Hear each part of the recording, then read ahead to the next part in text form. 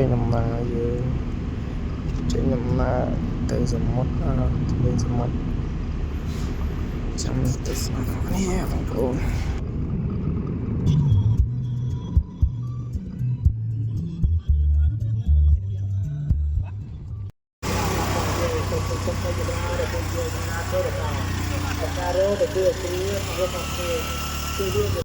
ជាមួយកាំងវិទ្យបើមុខរបរថ្មីមុខរបរដែលយើងទៅនឹងរកឃើញបើកទៅយកបានដាក់លៀងមុខពទាយើងក៏បានធ្វើ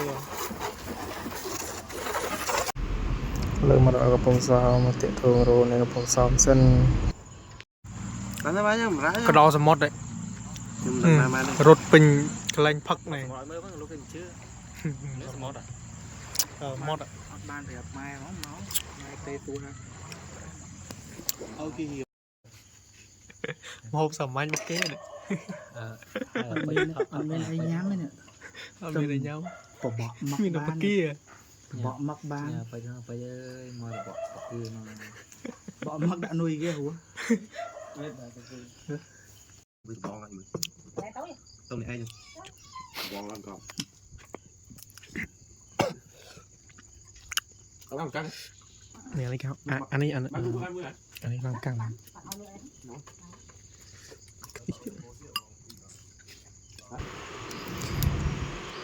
អូ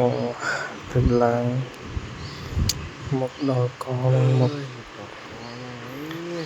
ត្រៀមចេញដំណើរដើរលេងមួយថ្ងៃទៀតមកដល់ពេលយប់ព្រឹកឡើងត្រៀមចំចេញទៅលេងទេសភាពនៅលើភ្នំនៅលើចំចេញមកត្រៀមឡើងទូករបស់យើងតែកង់ឲ្យទៅរៀមកំពង់សោម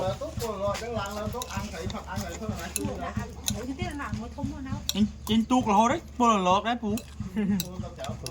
បាទនៅក្នុងហ្នឹងបាទរៀមហ្នឹង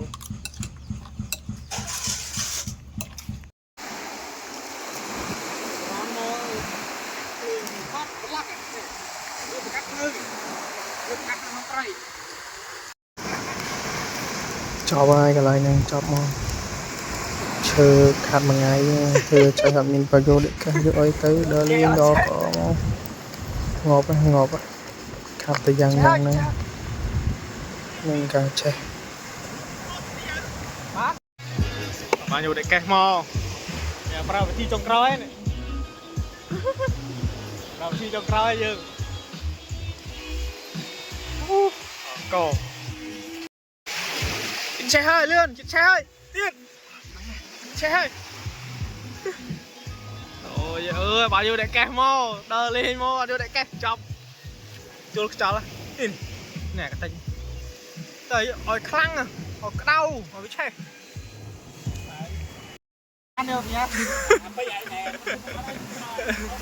មើលលើកថង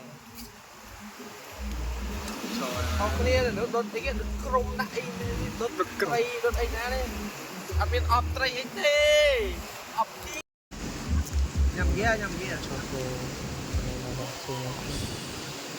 ទេ